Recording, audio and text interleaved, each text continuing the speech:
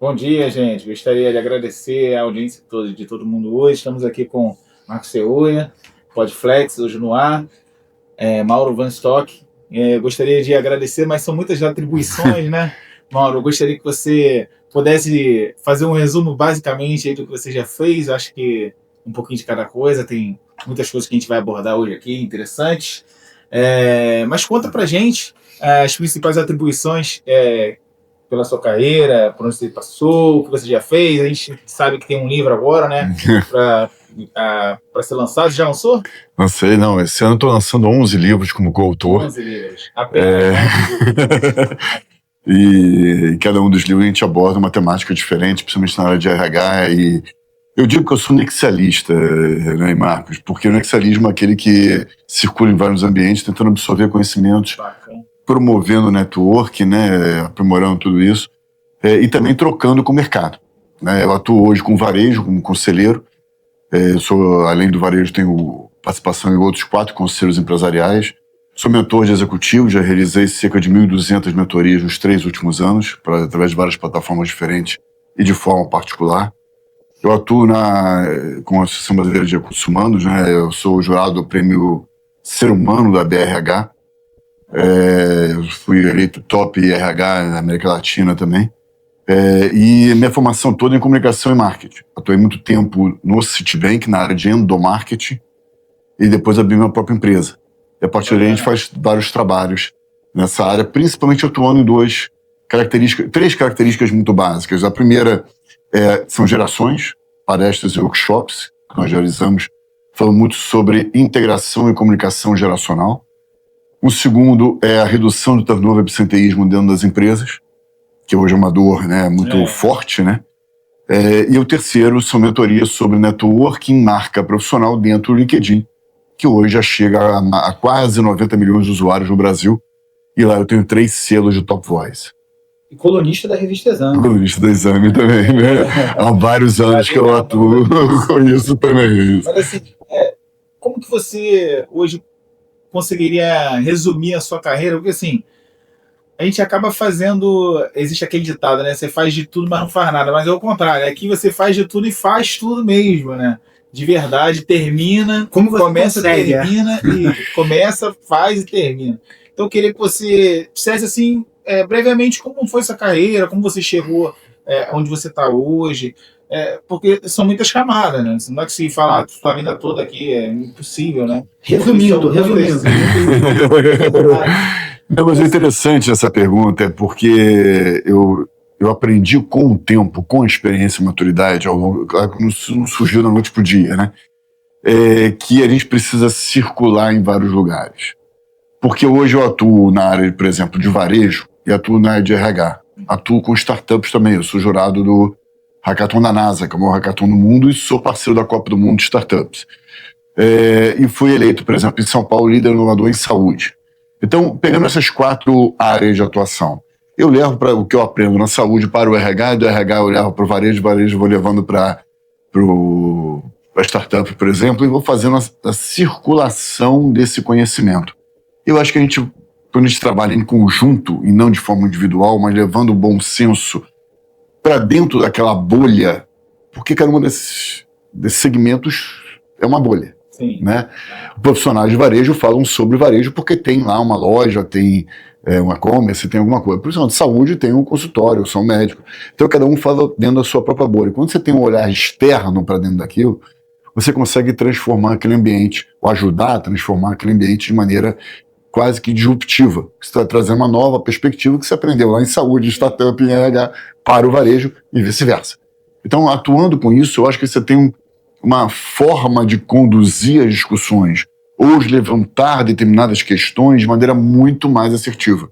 E a solução vem com o debate. Eu chamo muito isso de sabedoria coletiva. Né? Quando a gente leva a discussão para um grupo, baseado em desafios que são transformados depois em soluções práticas, a gente consegue impactar e transformar aquele ambiente. Você consegue resumir em uma frase o que move você dentro do que você faz? É transformar aquele local, aquele ambiente ou aquela pessoa, dependendo da situação, em algo mais positivo. né? Até se eu consigo Legal. que isso haja uma transformação no final das contas lá, na minha visão, positivamente, para mim eu já conquistei lá o que eu queria. Né? Desenvolvimento humano, né? É isso. Acho que o RH está muito pautado e focado hoje no mercado em si, em resolver os problemas, apagar incêndio o tempo todo ali, e esquece do principal, né? Que é o desenvolvimento daquelas pessoas e da empresa, né? Que isso está ligado a desempenho e produtividade, né? Acho que os países lá de fora, Japão, França, Escócia, que tem a cultura de, por exemplo, sexta-feira trabalhar só até meio-dia. Esses países já pensam dessa forma, né? Aqui não. E com a parte dos países sul-americanos também, né? A gente tem essa cultura ainda de pensar na mão de obra como uma coisa a mais, né? Não como a Um ideia recurso, né? fundamental, Um recurso, né? e não a base, né? Exatamente. Até eu questiono, o que vem primeiro, né? É o colaborador interno ou é o cliente? Né? O primeiro lugar vem o cliente. Será que é o cliente que é o primeiro lugar? E o atendimento, como é que está no varejo, por exemplo? Eu tenho vários exemplos que eu posso dar para vocês, que tanto o atendimento presencial como o virtual são totalmente fora de qualquer tipo de bom senso no Brasil. Principalmente no Rio de Janeiro. E hoje, trazendo esse assunto... E aí? Ele está afastando ou está trazendo o cliente? Sim, sim. Trazendo esse assunto para a parte ali das novas gerações, eu tenho uma dúvida, por que hoje as gerações estão se comunicando de forma tão errada hoje? Por quê? Porque uma não conversa com a outra. Aí que vem a grande questão. Sendo bem direto, é mais ou menos isso. A gente está falando, Marcos, de 5 gerações no mesmo mercado de trabalho. Eu já falando de algo inédito na história da humanidade. 7 gerações na sociedade e 5 no mercado de trabalho. Se nunca houve isso, a gente tem que parar para conversar. Se uma geração quer mandar um podcast através do áudio do WhatsApp, né, de 3 horas de duração, e tá tudo certo, a outra quer ligar. Sim. Ok. Então vamos chegar no meio termo. Se os dois conversam e há um respeito e há a intenção de sair de lá com uma solução realmente adequada e não um ficar reclamando do outro, a gente vai chegar num consenso. Sim. É exatamente isso que eu faço através de workshops que eu realizo dentro das empresas. Eu trago essa perspectiva. Qual é o desafio que você tem? Da comunicação? Como é que funcionaria? Então vamos discutir. Então hoje, o que você aponta como o maior mito da geração Z hoje? Eu acho que tem mitos e tem verdades em todas as gerações. Você fala que a geração Z, por exemplo, não está envolvida ou não quer nada com... Será que isso é verdade? Não. Quem foi que trouxe a perspectiva do propósito, a palavra propósito para o nosso dia a dia? Será que essa palavra, por exemplo, não é adequada quando a gente vê o nível de ansiedade do Brasil sendo recordista mundial? Ou o número de suicídios, ou o número de questões de saúde mental? Então não é válido isso? Agora, será que o formato que ela está trazendo é o melhor formato? Então é isso que a gente precisa discutir. Que não se enquadram, né? Não se enquadram. Então o que a gente tem que fazer? Ouvir. Há questões de resiliência nessa geração? Posso concordar. Sim. Agora, não é na geração, é nas pessoas. Eu conheço muita gente da geração Z que é fantástica e maravilhosa. E conheço gente da geração Z que não quer nada com nada. A mesma coisa em qualquer outra geração. Sim. É isso que precisa deixar claro. Mas, Mauro, quando você leva isso para cargos de liderança, qual seria a melhor maneira de um líder hoje se comunicar com todas as gerações de uma única oratória? Ouvindo. Ouvindo. Ouvindo cada um. Ouvindo aquele colaborador. Você pode ser da mesma geração e ter necessidades diferentes. Você tem dentro da geração Z pessoas que não querem ter filho. Pessoas da geração Z que já têm 2 filhos. É exemplo. Então a linguagem de um é diferente do outro. Os desafios de um são diferentes dos desafios do outro. Então como é que vai lidar? São pessoas. Por trás de tudo isso tem pessoas. E é isso que a gente precisa entender. Não são gerações, são pessoas. Eu tenho um amigo meu que é da minha idade e tal, casal, né, que não quer ter filho. E nunca quis ter filho. E tá tudo certo. Então não tem certo, não tem errado. Então a gente precisa entender a necessidade dele é diferente do outro que tem 2, 3 filhos. E isso não envolve gerações, envolve pessoas. É isso que eu quero sempre deixar claro. A gente não pode descartar o profissional simplesmente. Agora, eu pergunto, por que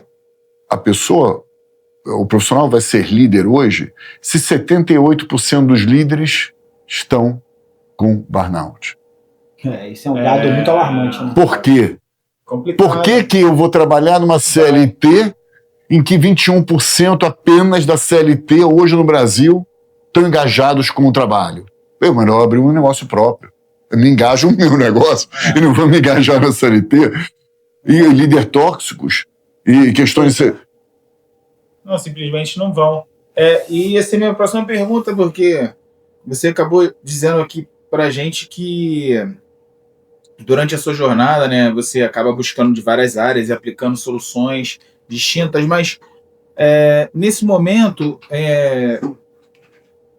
de movimentação, né, social, tecnológica, você vai se deparar com novos desafios que você nunca encontrou antes resposta para eles. Você já tem visto esse movimento na sua carreira? Tem encontrado alguns problemas que você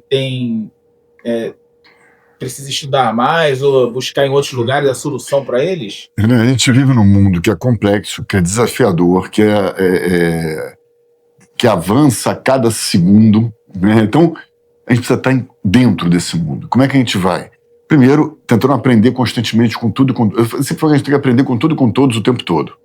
Então, a gente tem que estar em ambientes diferentes. E não é só em lives de podcasts, é no dia a dia, nos eventos. A gente precisa estar permanentemente junto com o mercado. Em áreas, muitas vezes, que são diferentes da nossa, como eu mencionei. O meu foco é comunicação intergeracional e turnover. Só que, para falar sobre isso, eu preciso vivenciar outros ambientes. Então, se eu quero falar sobre liderança, por exemplo, não adianta nada eu estar falando com profissionais de tecnologia, que não é a área que vai falar sobre liderança. Eu tenho que estar no RH, por exemplo, né? Saber o que o RH está falando. A mesma coisa, vou falar de IA, não posso estar no RH, eu tenho que estar na tecnologia. Então, como é que eu vou lidar com isso? Eu preciso frequentar. Eu não entendo nada daquilo. Melhor ainda, você vai começar a aprender. Então, eu acho que a grande questão hoje a gente tem que aprofundar o network um tempo todo, porque o network é responsável por 85% das colaborações profissionais no Brasil. E eu não vou contratar ninguém. Se você é dono de uma empresa, não me interessa o nome da tua empresa. Me interessa quem você é, porque você está à frente da empresa. Então, isso serve para a CLT e serve para o empreendedor. Você tem que ter um network, tem que ter uma marca profissional fortalecida. Sim. Porque senão, quem você é? Você tem que estar com influência social de maneira adequada, porque senão você não é visto.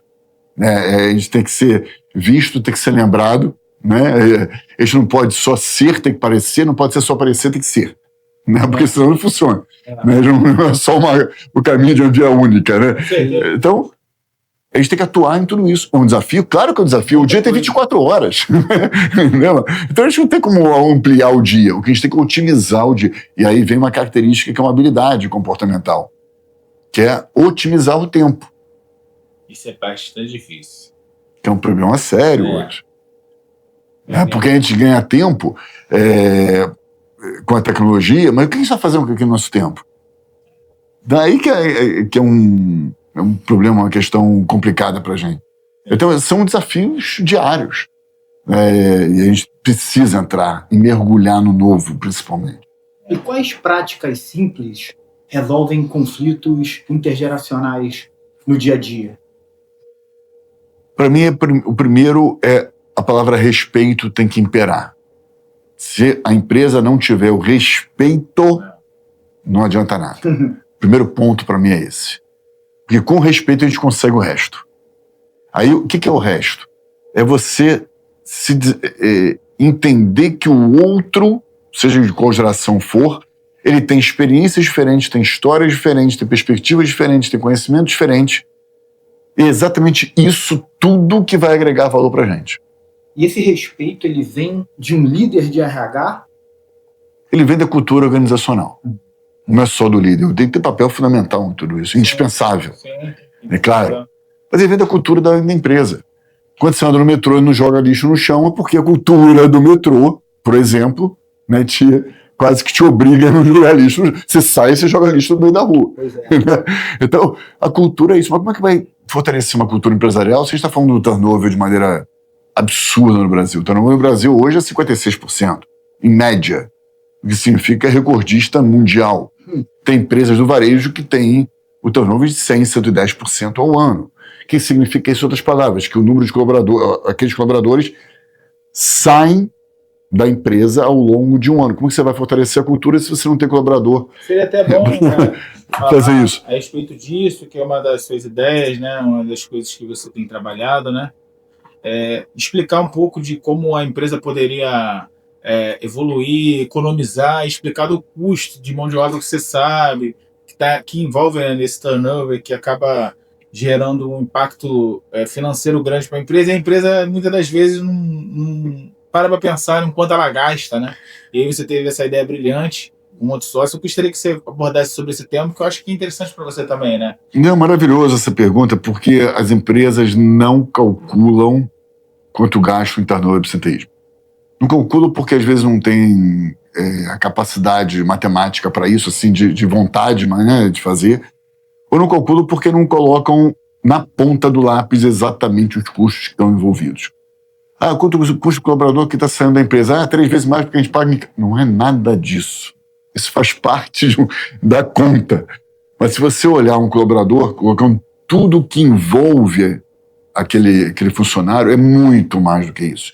A gente está falando do colaborador que está entrando, do colaborador que está saindo, das perdas mercadológicas que não estão, muitas vezes, contabilizadas naquilo também, que se você faz uma campanha de marketing e tem 10 vendedores e 3 faltam naquele dia porque o absenteísmo também é muito elevado, quanto que de volume financeiro você está perdendo para dentro da empresa? Então são vários custos aí que estão alguns contemplados, outros não.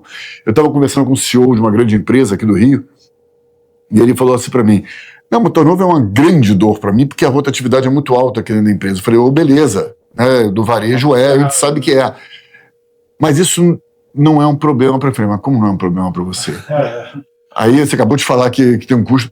Sim, porque na minha área todo mundo está demitindo, então eu pego um colaborador e coloco para dentro da empresa. Eu falei: ok, foi um prazer conhecê-lo, tá tudo certo. Porque eu não vou convencer um CEO de uma empresa que o custo. Agora, quando os outros percebem isso, o impacto, Renan, como você falou antes, o impacto, ele é diretamente atrelado à margem EBITDA das organizações. Eu não estou falando de R$1.000, estou falando de milhões e milhões de reais.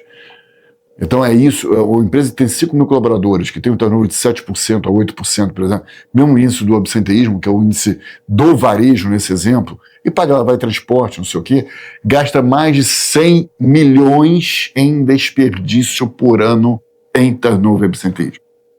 Um cálculo da nossa planilha que a gente fez.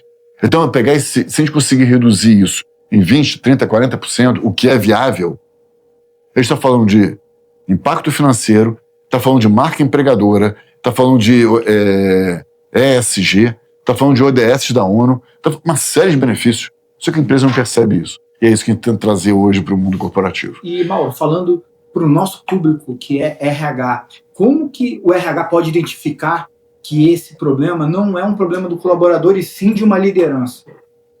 Eu conversando com a gente, porque vai mostrar para o RH que o RH não é só, que a gente fala muito agora, né? RH estratégico, né? Aquela coisa. O RH tem que ser financeiro.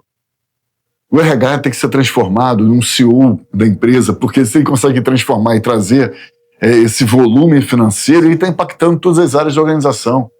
E a cultura organizacional fica muito mais fluida, porque você está falando a gente tem esse programa que é baseado na educação formal, uma estruturação da educação formal dentro da empresa, em que, em vez do colaborador ficar... A média de tempo no Brasil que o mesmo colaborador fica dentro da mesma empresa é de 19 meses, não chega nem a 2 anos. Se você chega para um colaborador que tem de 18 a 24 anos, ele fica em média 9 meses. E o colaborador mais velho, de 50 mais para cima, fica 6 anos. Eu não estou falando para contratar um em detrimento do outro, não. Estou querendo mostrar que se você conseguir engajar esse colaborador mais jovem, por exemplo, Em vez de ele ficar 9 meses, que ele fique 2 anos, 3 anos, 4 anos, o volume que está entrando para a empresa é gigante. Né?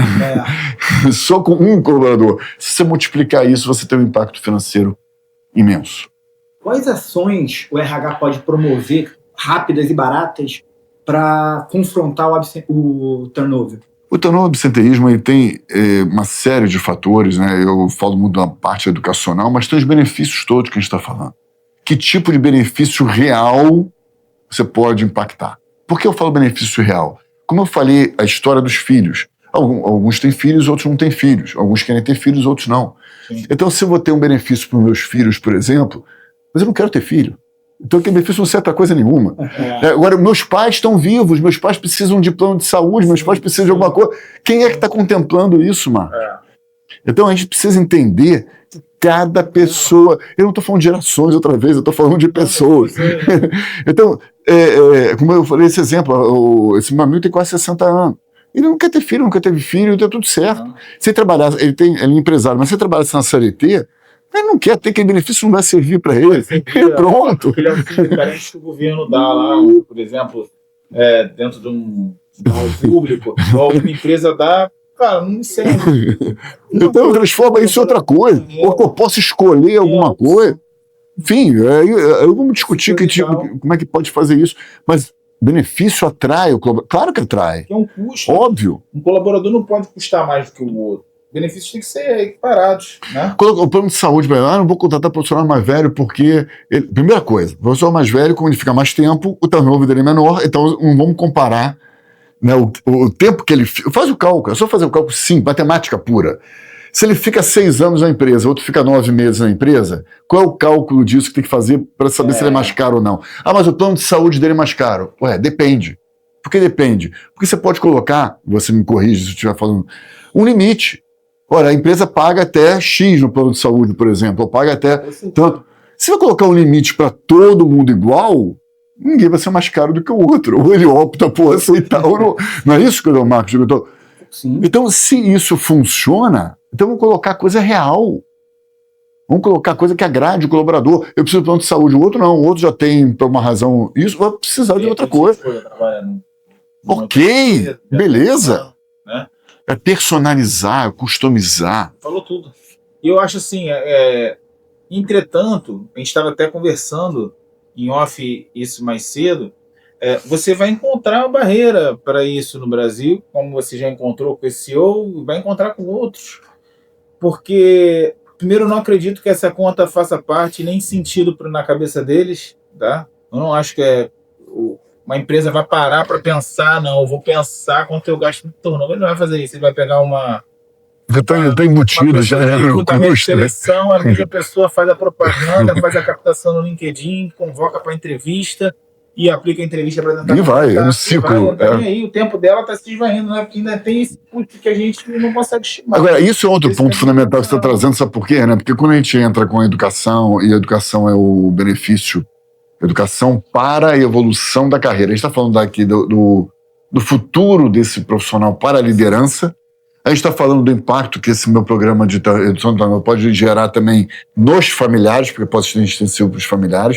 A gente está falando do impacto emocional que ele traz para dentro da família. E a gente traz exatamente essa perspectiva da comunidade. Por quê? Se você está dentro daquela empresa e a empresa precisa contratar um profissional para uma vaga X, eu posso indicar a empresa para aquela comunidade, para onde eu moro, por exemplo.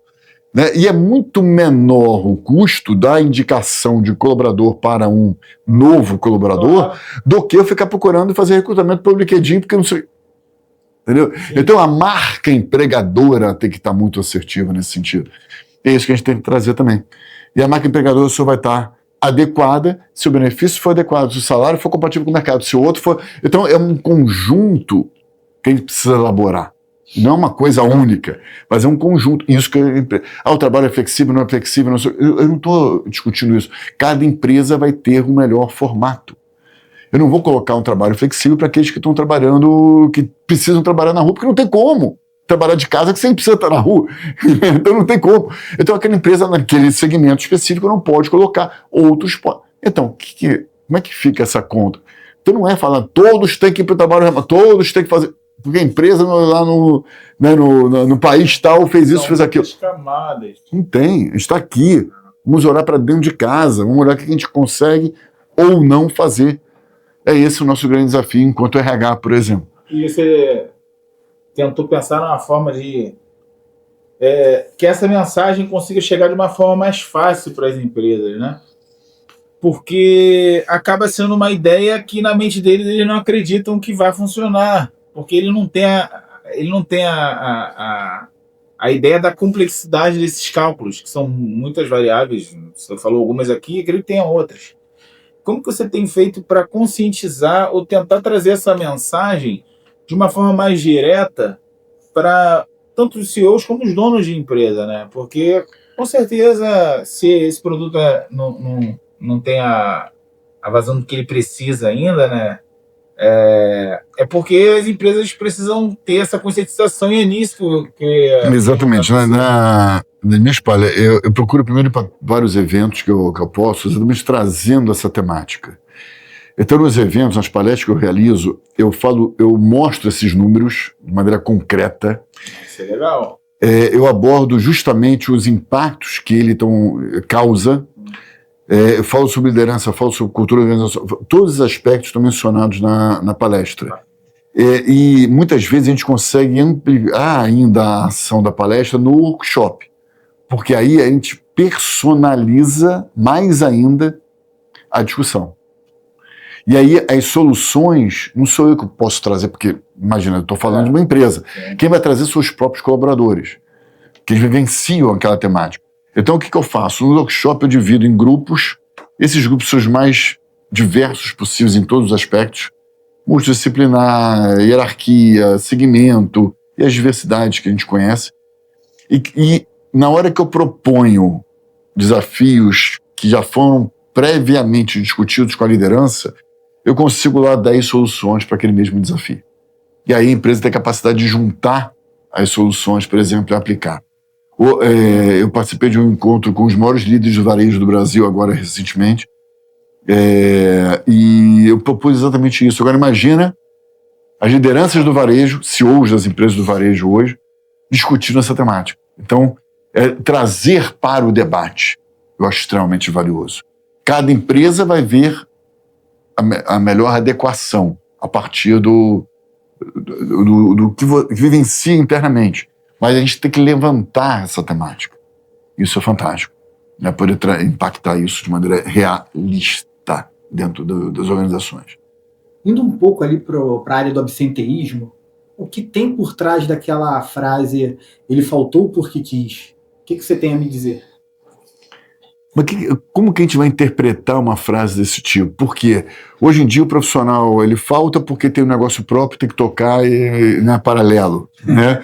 Ele tem que trabalhar, né? Tem isso. Ele falta porque ele está sobrecarregado mentalmente ou fisicamente, ou o que for. Ele falta porque o líder, ele não aguenta mais o líder naquele dia lá, e ele não aguentou mais. Isso que tem que avaliar. Quais são as razões efetivas do absenteísmo? Ele faltou porque faltou luz lá, então fica 2 horas para ir, 2 horas para voltar no transporte e tal, e naquele dia teve um problema pessoal, teve falta. Eu não sei o que acontece. Então, é isso, a escutativa é que tem que estar permanentemente no dia a dia das empresas. Então, qual conselho hoje você daria para uma empresa que, a partir de amanhã, quisesse melhorar essa questão? O que ela precisa fazer para eliminar o absenteísmo?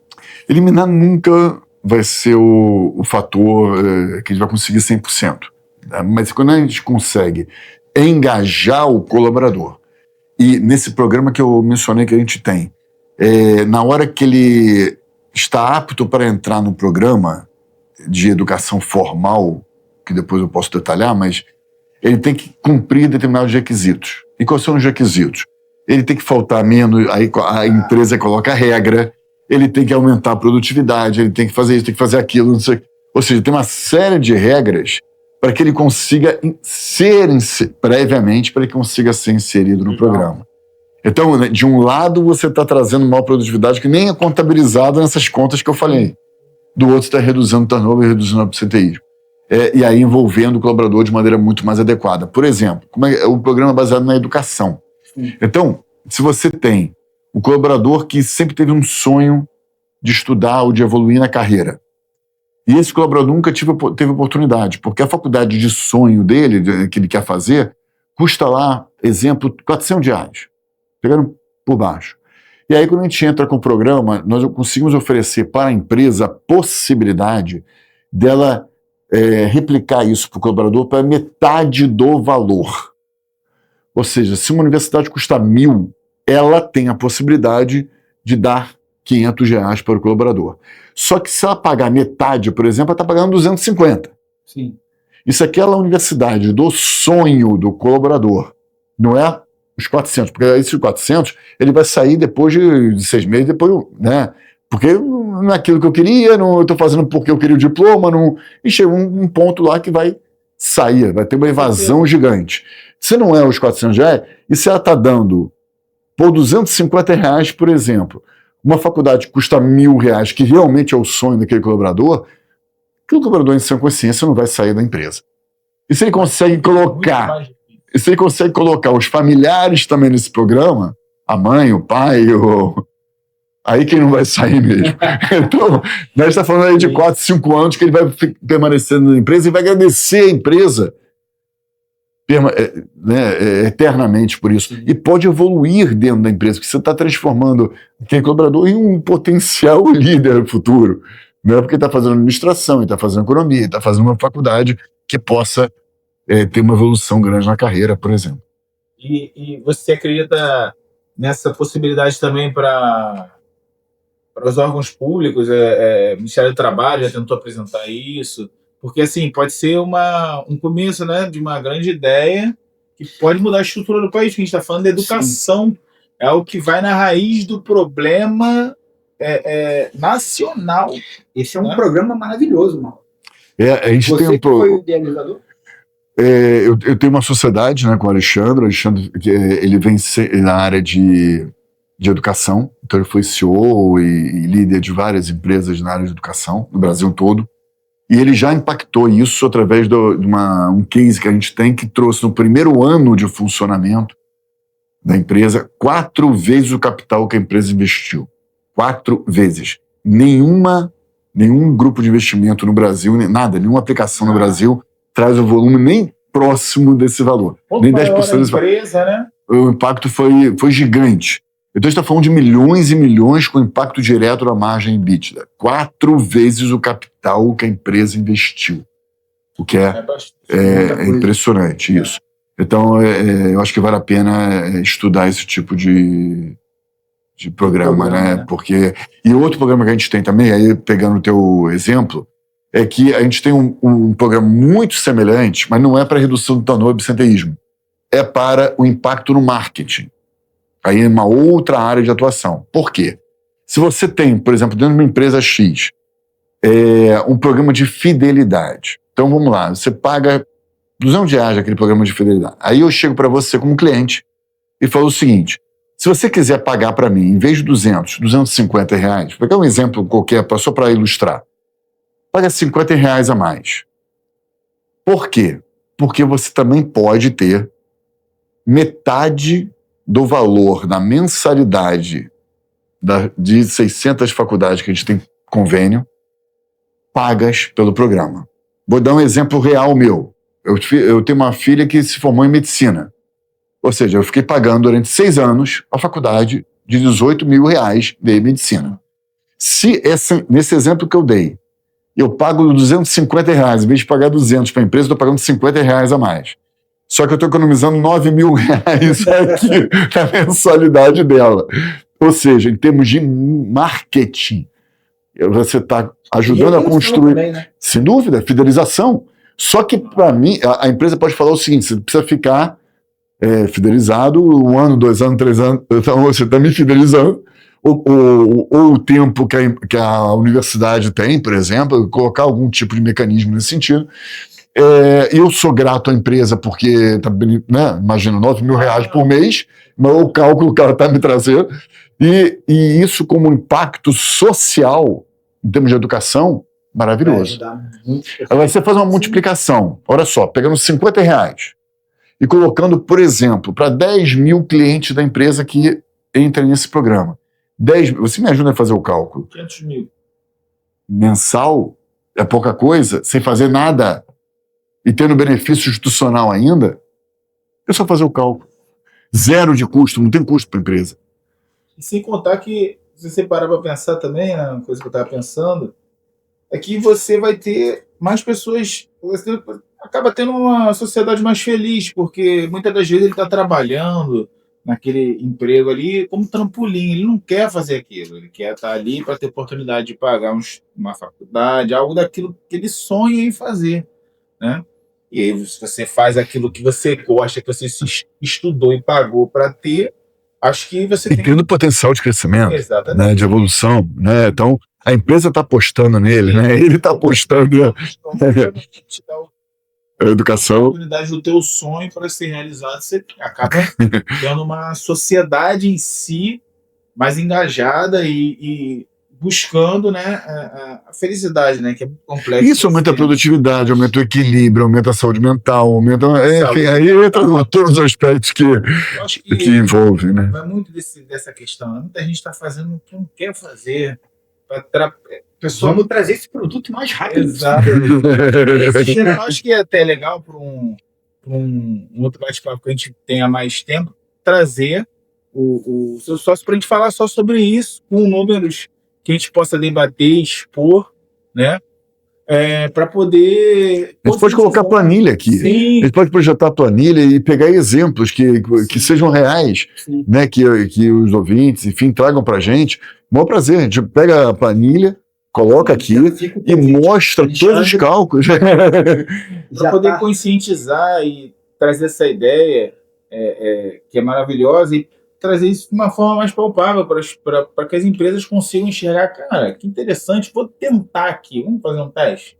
E aí, dependendo do teste que for feito, você já consegue ter a ideia de que vai funcionar. E esse programa é interessante, não só para manter e fidelizar o próprio colaborador, no caso do turnover do absenteísmo, mas no caso do marketing, para fidelizar os atuais clientes e conquista de clientes novos.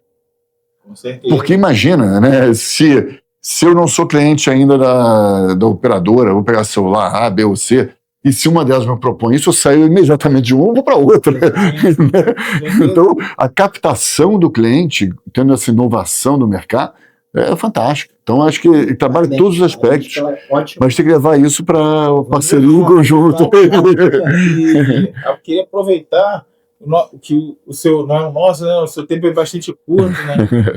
Que bom, né, ter esse profissional aqui com a gente hoje, sentado com a gente, é um prazer enorme. Queria que você falasse um pouco desse teu projeto novo, desse seu novo livro, né?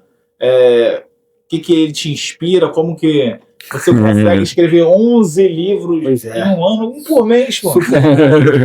Exatamente. Eu sou coautor, né, de um capítulo de cada um desses livros. O mais recente é exatamente do Alexandre, que é o Shift, né, que está em primeiro lugar em 3 categorias da Amazon, sobre vendas complexas.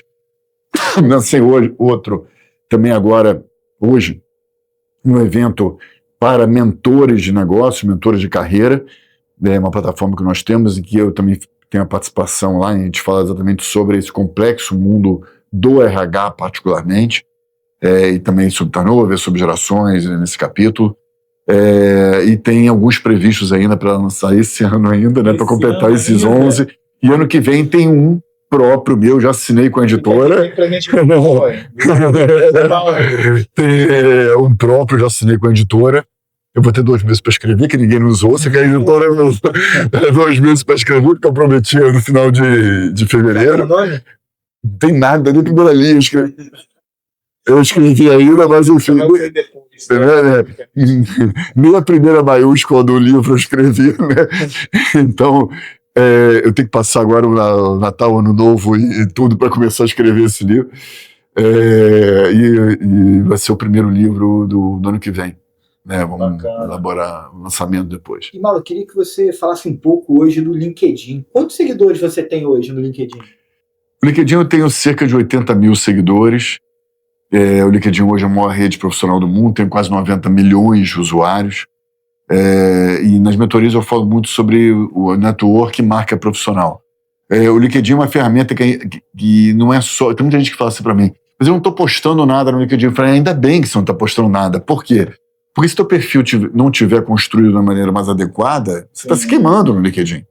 Então eu falo que no LinkedIn normalmente a gente tem 3 etapas. A primeira é o perfil, que é obrigatoriamente a primeira etapa. Depois é o network, a troca com profissionais, absorver conhecimento, mas principalmente trocar. E o terceiro só que é a postagem, quando a gente começa a transmitir conteúdo relevante. E sem essas 3 etapas, nessa ordem, eu acho que o profissional ele pode se queimar dentro da rede, porque é uma construção. E mais ainda, desculpa, Marco, mais ainda, antes de iniciar o LinkedIn, precisa ter uma coisa que é fundamental, na minha opinião, que é posicionamento. E aí uma questão também que parece básica, mas é complicadíssima. Né? Então, como você vai se posicionar, quem você é no mercado. E sua mentoria envolve todos esses aspectos que a gente conversa. 1%, né? Fazendo uma conta aqui, 1% da rede do LinkedIn mundial segue ele.